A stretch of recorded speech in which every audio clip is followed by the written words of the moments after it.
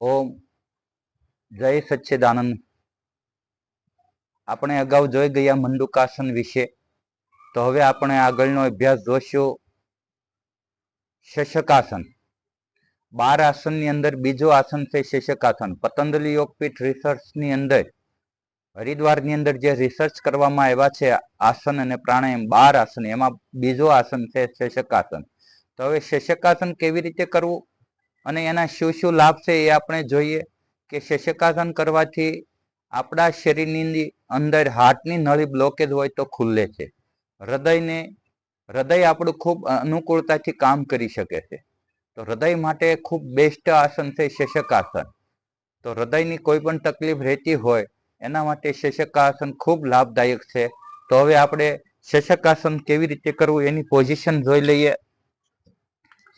કે આપણે વજ્રાસનમાં બેસીને, જેને ઘૂંટણની તકલીફ હોય કે મોટાપાની તકલીફ હોય તો એ લોકો પલોઠી વાળીને કરી શકે છે, યોગ મુદ્રાસનમાં કરી શકે છે, પણ આપણે આ રીતે એની મૂળ પદ્ધતિ ઉપર કરશું શશકાસન।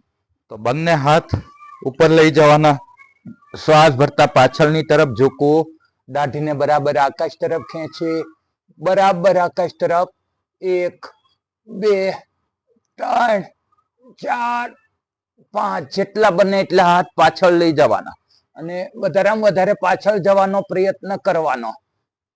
ત્યારબાદ આપણા કમરમાંથી લઈને મસ્તક ચોટીના પાછળના ભાગ સુધી મણકા આવેલા છે, મણકા સુધી ઇન્ફેક્ટ થવી જોઈએ એ રીતે આપણે બરાબર પાછળ ઝૂકવાનું।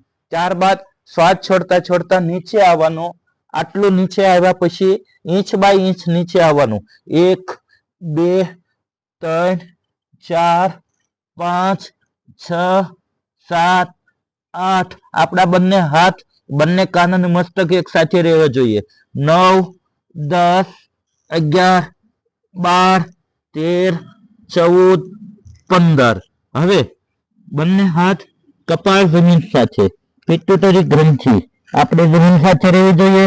હવે જે રીતે આપણે લાંબા સ્ટ્રોક લઈએ છીએ એ રીતે કપાલભાતીમાં 20 સ્ટ્રોક લાંબા લેવાના, આ રીતે।